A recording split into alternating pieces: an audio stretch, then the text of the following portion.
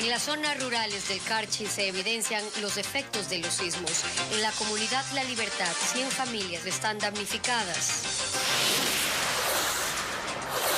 A mediados de agosto empezará la refinanciación de deudas de entre $3.000 y $10.000, según Iván Andrade, integrante de las mesas de diálogo entre el gobierno e indígenas. Unidades de la cooperativa Putumayo serán sometidas a revisión técnica a causa del accidente ocurrido en Papayacta que dejó 9 muertos. El presidente de la República, Guillermo Lasso, ratifica su respaldo al ministro del Interior, Patricio Carrillo, ante el pedido de la Asamblea de un juicio político tras el paro indígena. Esmeraldas está declarada como zona especial de seguridad. Acompañamos a las Fuerzas Armadas a los patrullajes por las zonas urbanas, mientras en las calles la gente convive con el temor por la inseguridad. Amigos, ¿qué tal? Bienvenidos a esta emisión de Televistazo. Aquí empezamos. En los sectores rurales del Carchi se evidencian los efectos de la serie de sismos que se produjeron en esa zona. Hola, Steffi. ¿Qué tal, Gaby y amigos? Bienvenidos. El balance hasta el momento es de cerca de 400 edificaciones con diferentes tipos de daños, 18 viviendas destruidas, por ejemplo. Francisco Garcés recorrió varias poblaciones, pudo constatar los daños y nos cuenta. A más de 24 horas del grupo de sismos que sacudieron gran parte de la provincia del Carchi, los daños son evidentes mientras la tierra sigue temblando. La parroquia La Libertad, a pocos minutos de El Ángel, es de las más afectadas. Son más de 100 familias y casi todas tuvieron daños en sus viviendas. De entre ellas, la familia Quelal es una de las que perdió su casa. Recuperando algunas cositas que se puede recuperar, para acomodar y trasladándonos al donde estamos hospedados. Y esperando la ayuda de las autoridades que se hagan presentes con alguna cosita en estos momentos. La situación es similar en la comunidad de La Delicia de San Gabriel. Aquí 10 casas quedaron inservibles. Se acabó mi casita, señor. ¿Dónde está pasando doña Delia? Donde mi hermanito.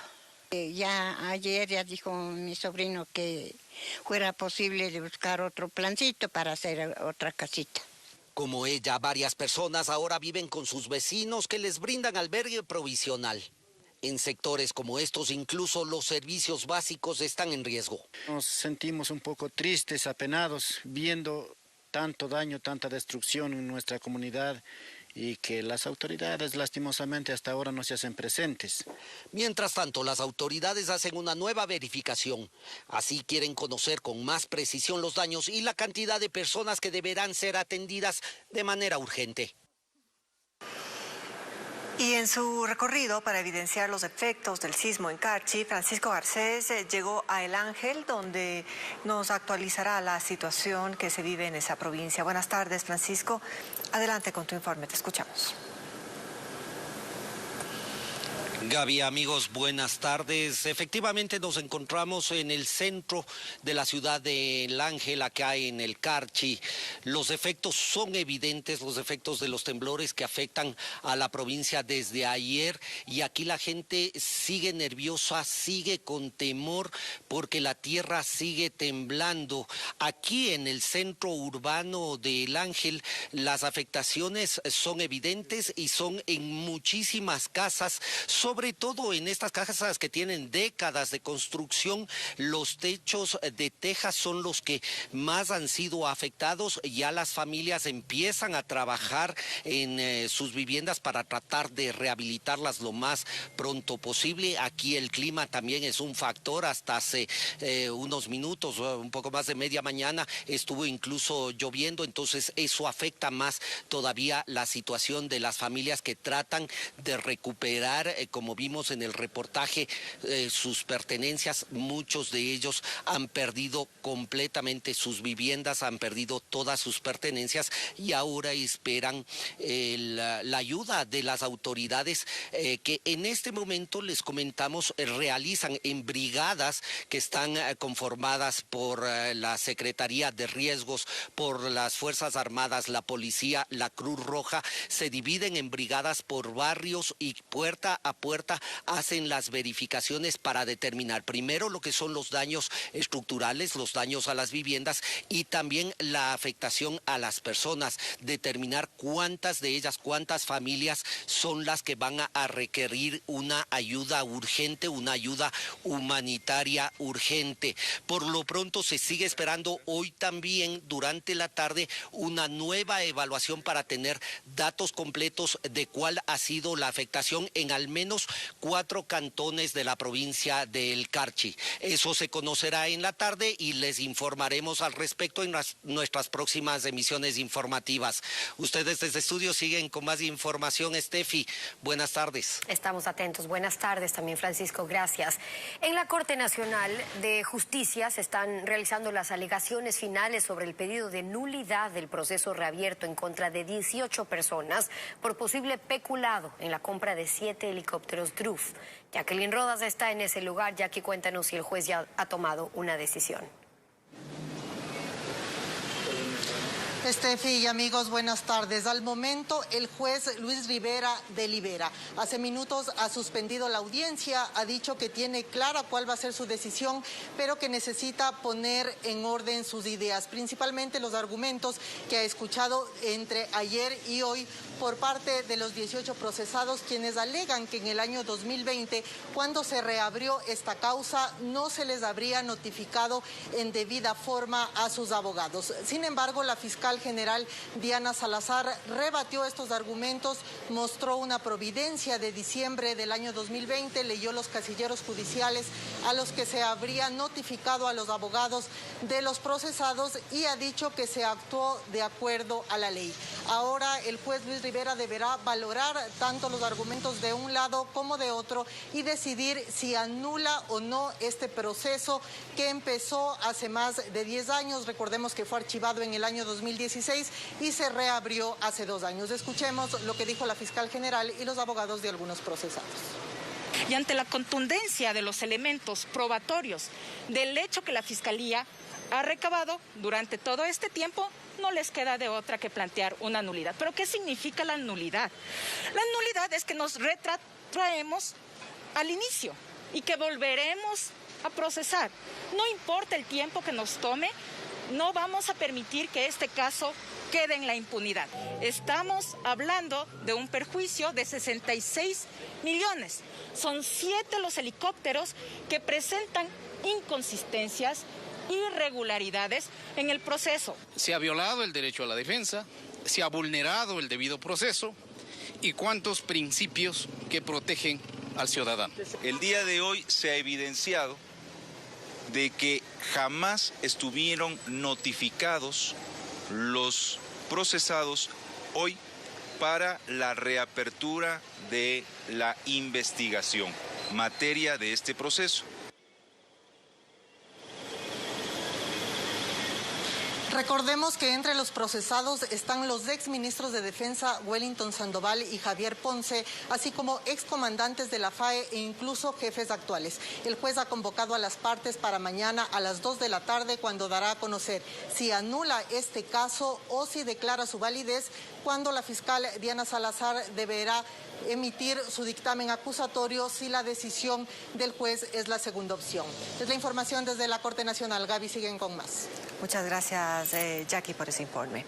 En agosto se iniciará la reestructuración de deudas con la banca pública.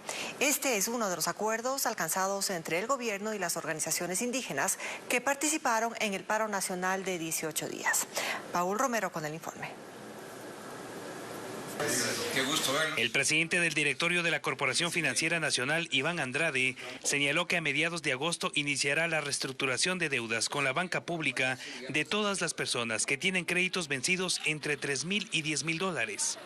Automáticamente recupera su clasificación como un deudor potencial A1.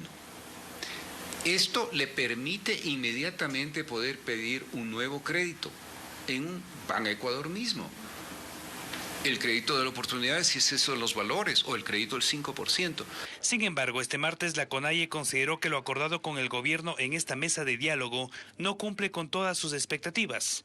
Los acuerdos alcanzados sobre la banca pública, privada y cooperativas son un importante avance, pero no es suficiente. Seguiremos trabajando para que la banca privada cumpla con su parte para sacar de la crisis de crédito a miles de familias ecuatorianas. Andrade aclaró que cada entidad financiera privada tiene autonomía para definir con sus clientes el proceso de refinanciamiento. La connotación allí fue de los segmentos microcrédito, crédito educativo y también se mencionó crédito productivo, me parece. Es un tema voluntario, cada institución financiera lo va a hacer. Estos son los segmentos prioritarios que se habló. Lo que sí se concretó de inmediato tras la firma del acuerdo con la CONAIE es la condonación de las deudas de hasta $3.000 de la banca pública. Esto significa lo siguiente: si es que se condona la deuda, automáticamente sí sale del buró de crédito. La condonación es de $3.000 de capital más todos los intereses vencidos, costas, etcétera. Es una condonación absoluta del valor. Por esta condonación se beneficiaron 27.000 personas, que suma un total de $44 millones según la Corporación Financiera Nacional. El presidente Guillermo Lasso cumple una serie de actividades como parte de su agenda en Guayas y entre ellas la entrega de una condecoración al policía que se enfrentó contra delincuentes en Guayaquil. Lenín Artieda está en las instalaciones de la Universidad Espíritu Santo de San Borondón. Recogió también las declaraciones del mandatario. Lenín, te escuchamos. Buenas tardes.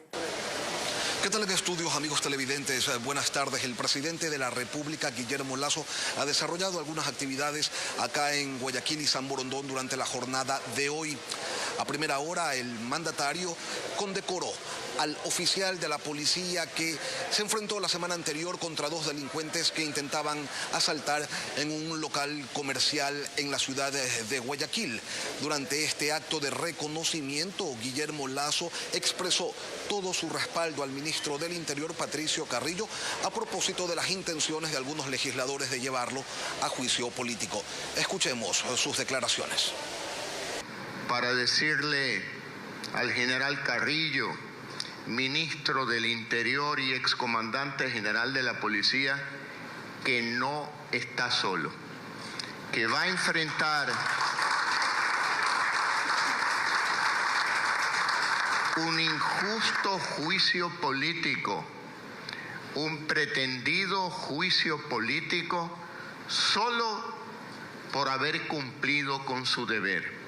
Un juicio político que desde ya lo calificaría como un acto de venganza de los violentos que tienen a sus representantes en la Asamblea Nacional. Por su parte, el ministro del Interior, Patricio Carrillo, se refirió al proyecto de ley de uso legítimo de la fuerza que se presentó en la Asamblea Nacional y al rol que desempeña la Policía Nacional y a lo que podría hacer de estar vigente este cuerpo legal. Escuchamos. Que pudo haber abatido al delincuente, pero que no lo hizo porque actúa en términos de democracia y respetó su derecho a la vida. Usted sabe que la condecoración que hoy recibe no es la cima en su carrera, pero sí es un motivo para permanentemente a todos alentarnos a continuar en esta dura tarea.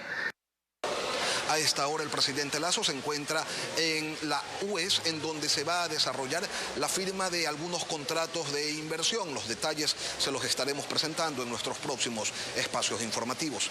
Buenas tardes. Y estaremos pendientes, Lenín, muchas gracias. En este momento vamos a una pausa. Al regresar en exclusiva, un equipo de Televistazo se adentró en las zonas más peligrosas de Esmeraldas, donde persiste la violenta guerra entre bandas narcocriminales.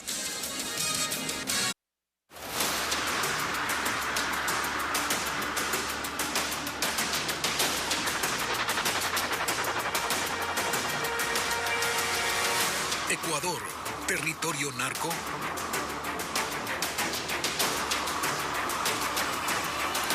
Desde hoy, Televistazo ha preparado una serie especial sobre la guerra que hay entre bandas narcocriminales que se disputan el territorio nacional y que ha desencadenado ya en una ola de muertes violentas que crece y crece alarmantemente en varias ciudades de este país. Ya está con nosotros William Young, que nos trae esta primera entrega de este trabajo investigativo.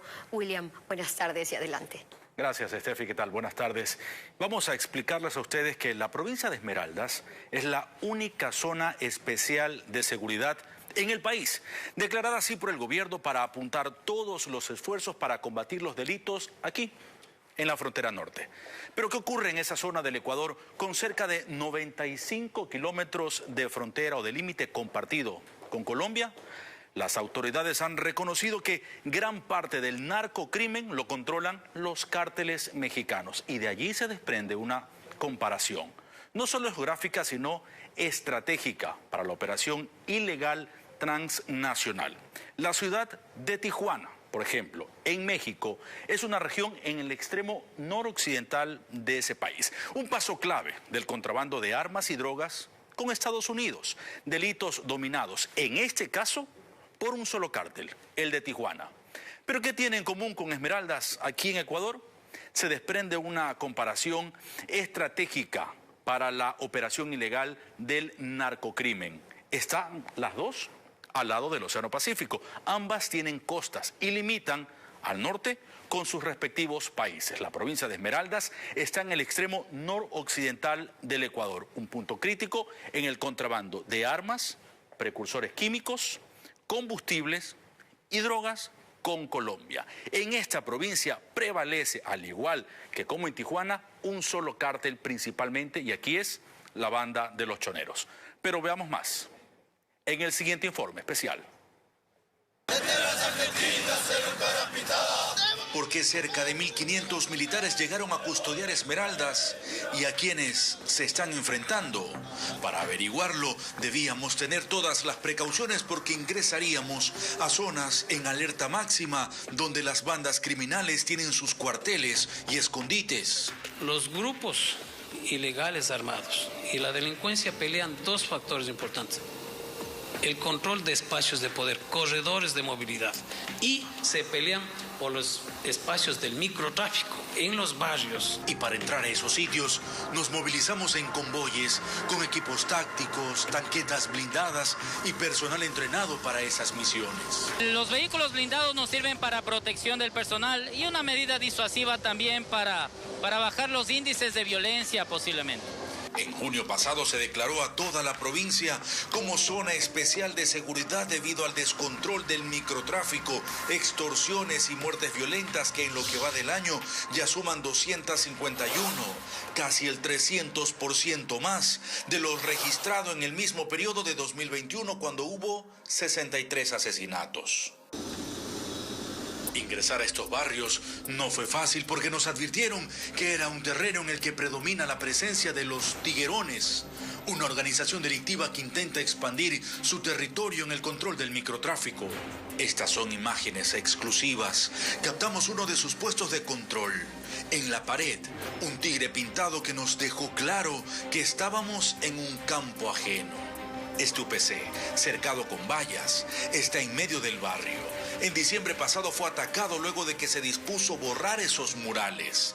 Un policía fue asesinado y los grafitis con tigres se han multiplicado. Luego nos internamos en otra zona crítica junto a manglares. Aquí hay presencia de los choneros intentando imponer su ley violenta en el control del microtráfico. Estoy en un vehículo blindado de las Fuerzas Armadas junto a un grupo de militares en una operación táctica nocturna. Esta es la única forma de movilizarnos y poder ingresar a los sitios más peligrosos de la ciudad de Esmeraldas.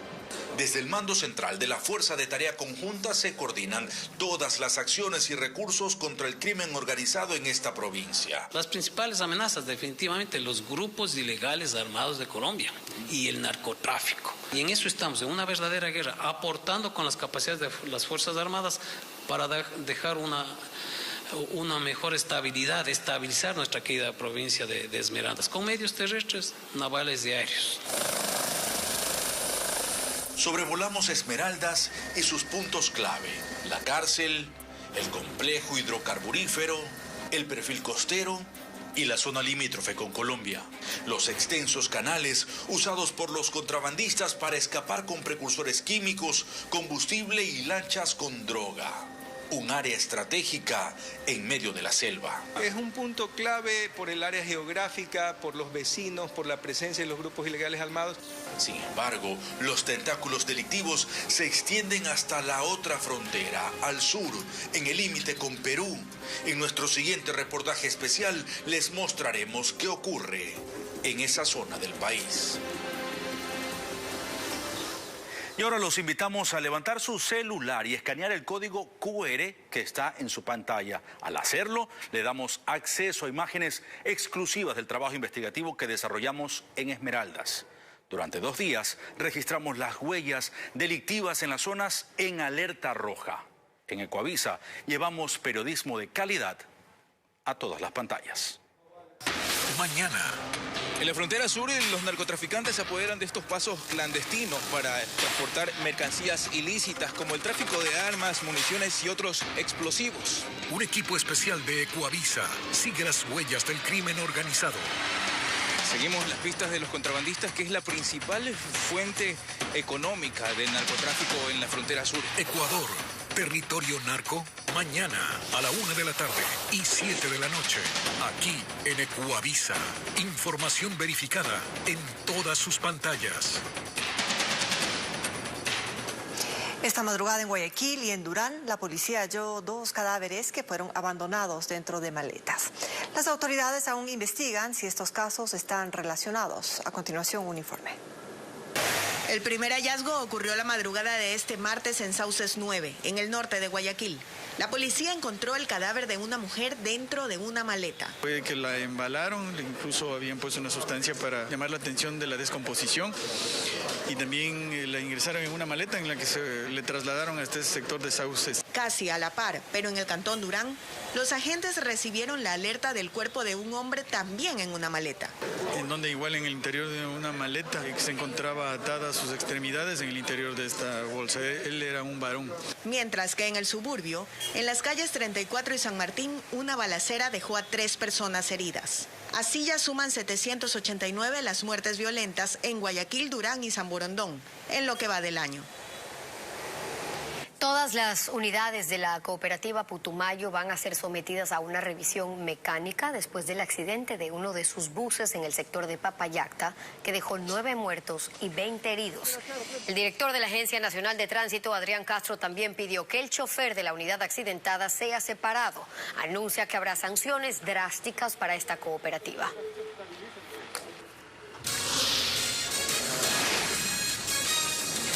Más adelante, aquí en Televistazo, la Comisión de Fiscalización de la Asamblea convocó en Guayaquil a representantes del Instituto Ecuatoriano de Seguridad Social, IES, y del Ministerio de Salud, esto dentro de la trama de corrupción en la compra de medicamentos.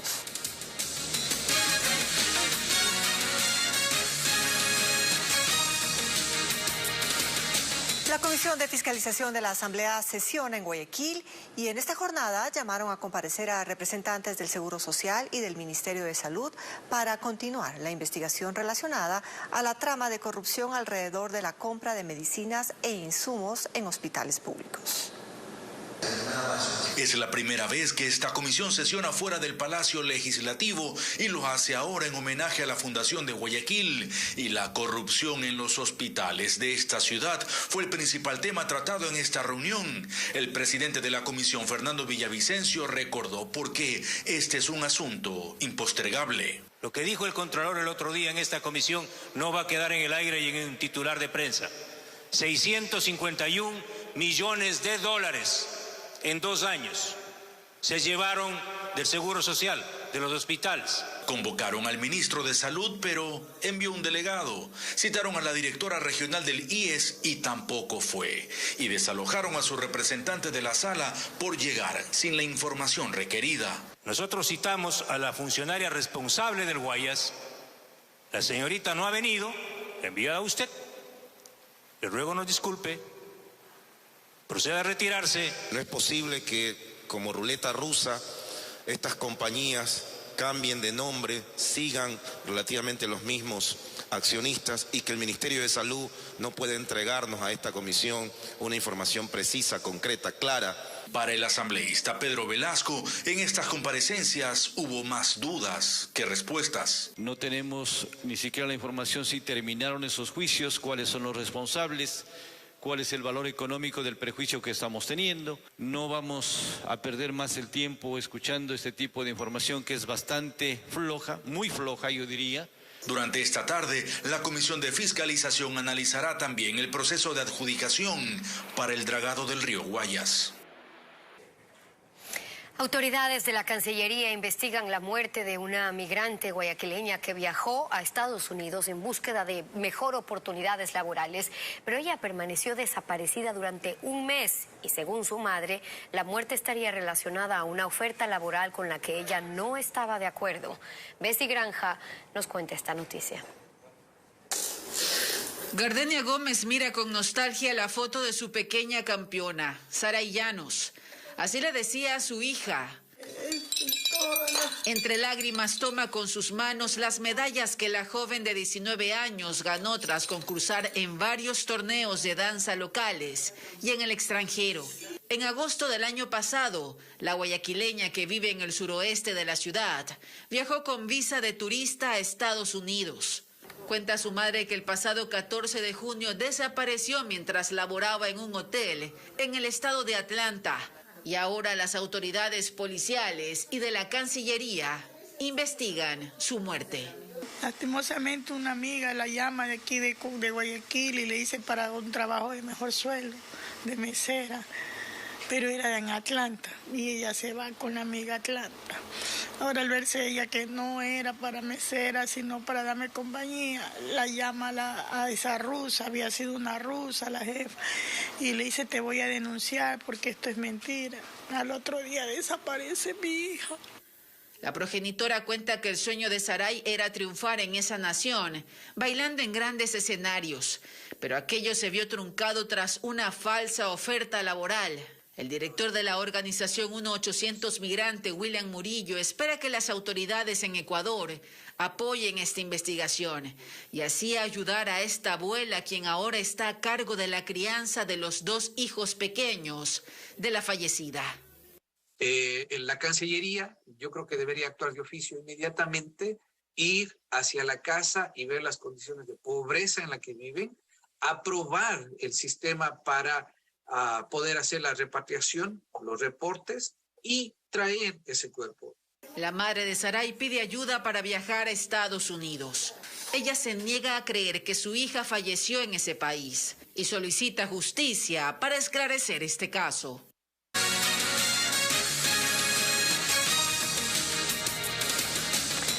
Atención porque desde hoy hasta este viernes permanecerá cerrada la vía Cuenca-Molleturo-El Empalme debido a los trabajos de retiro de rocas que se realizan en el kilómetro 49. El anuncio genera malestar en el sector turístico y comerciantes, pues sostienen que esto trae consigo pérdidas. Tenemos un informe con imágenes de Unción TV. El Ministerio de Transporte y Obras Públicas lo informó. Desde este martes 26 de julio hasta el próximo viernes 29 permanecerá cerrada al tránsito vehicular la vía Cuenca-Molleturo-El Empalme. Esto debido a trabajos de remoción de rocas en el kilómetro 49. Un anuncio que genera preocupación sobre todo en el sector turístico de Cuenca, que afirma que este cierre afectará la reactivación económica. La gente que pensaba venir el fin de semana, viendo que vamos a estar cerrados toda la semana, esto nos ha hecho que cancelen el fin de semana. Esto nos perjudica. En esta carretera las autoridades ejecutan la construcción de una variante para el acceso de los vehículos, pero ya han pasado 2 meses y aún no está lista. Ese compromiso se dio con el Ministerio de Obras Públicas. Todavía no se termina la variante y en los tiempos que se nos ha dicho ya ha pasado. Estamos hablando de 30 a 40 días. Por su parte, los comuneros de Molleturo también se quejan por el cierre de la carretera. Otra vez nos quiebran, tendrán que cerrarse todos los negocios, las personas que están trabajando, dejarles sin trabajo estos días. Y es un poco complicado decirles vuelvan la siguiente semana porque nos da cierta inseguridad. Y aunque existen rutas alternas como la Cuenca Cochancay, esta situación les genera incertidumbre, sobre todo porque la vía Cuenca-Molleturo es el principal punto de conexión entre las provincias de Azuay y Guayas. Y el Ministerio de Transporte y Obras Públicas informó a través de redes sociales que este martes y miércoles la vía Baños-Puyo permanecerá cerrada en el sector de Río Blanco desde las 7 hasta las 11 horas y desde las 13 horas hasta las 15 horas. Estos cierres se deben a los trabajos de fragmentación de rocas en ese sector. Las autoridades recomiendan circular por la vía alterna Quito-Tena. Ya está vigente el nuevo reglamento de régimen académico en educación superior, el que plantea como eje principal la ampliación de la oferta educativa y que los establecimientos cuenten con autonomía para la ejecución de modalidades de aprendizaje. El presidente del Consejo de Educación Superior dio los detalles. El Consejo de Educación Superior, en coordinación con el Consejo de Aseguramiento de la Calidad y la CENESID, modificó el reglamento de régimen académico. Con este, las instituciones de educación superior podrán ampliar la oferta académica sin tener que atravesar trámites complicados y podrán modificar las modalidades de aprendizaje. Una universidad o instituto considera que debería cambiar la carrera de administración, por ejemplo, a una modalidad en línea o una modalidad a distancia, lo puede hacer libremente. Crear sedes o centros de apoyo en cualquier lugar del país. También se eliminan las restricciones para la implementación de periodos académicos. Entonces, todo esto de aquí lo que busca es dar mayor libertad al sistema de educación superior. Con esta normativa habrá mayor apertura para crear universidades, por lo que los filtros de calidad estarán regidos por varias entidades. El actual reglamento de régimen académico de educación superior ya está vigente en el país, con el objetivo de que las personas cuenten con más opciones de estudios y las universidades tengan autonomía académica.